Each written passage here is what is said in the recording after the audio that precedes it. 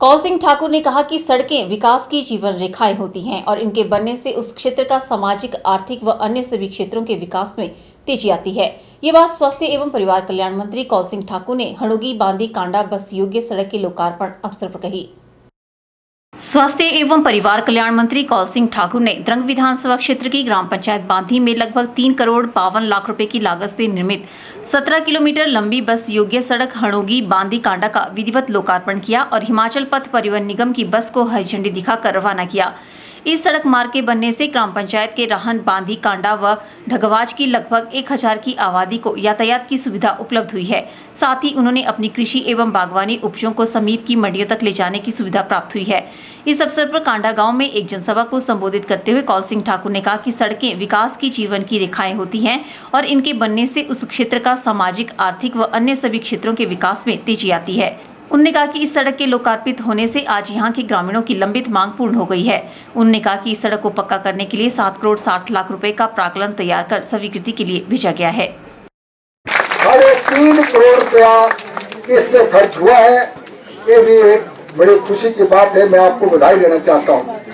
इस सड़क के लिए मैंने विधायक प्राथमिकता में 3 करोड़ 35 लाख 92 हजार मंजूर किया था।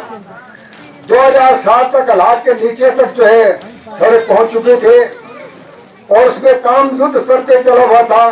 लेकिन जैसे आप जानते हैं, चुनाव 5 महीने पहले हो गया और जैसे ही सरकार बदली वो काम बंद हो गया और 5 साल कोई काम इस सड़क पे नहीं हुआ। आपको बताइए, और जब सड़क में स्लिप भी आए बरसात में, आप लोग उस वक्त के लोक निर्माण मंत्री गुलाब सिंह जी के पास 4 गाड़ियां भर करके ले गए और विरोध में मिले। उन्होंने कहा मैं स्लिप नहीं उठा सकता, तो मैंने अंदर होना है, वह इस बात की लोग साक्षी है।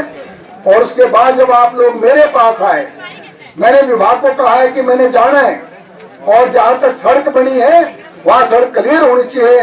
रात दिन विभाग ने जेसीबी लगाई, हालात के नीचे तक सड़क पूरी की।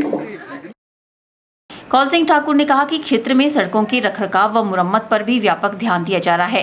उन्होंने कहा कि भटवाड़ी से रैन सड़क के अंतर्गत भटवाड़ी से शाला तक सड़क को पक्का करने के लिए 5 करोड़ 75 लाख रुपए का प्राक्कलन तैयार किया गया है और नगवाई से शिलमसोरा सड़क के लिए भी 3 करोड़ 60 लाख रुपए का प्राक्कलन तैयार किया गया है। उन्होंने कहा कि शाला तक बस सेवा शीघ्र आरंभ कर दी जाएगी तथा थनोगी को भी बस सुविधा से जोड़ा जाएगा।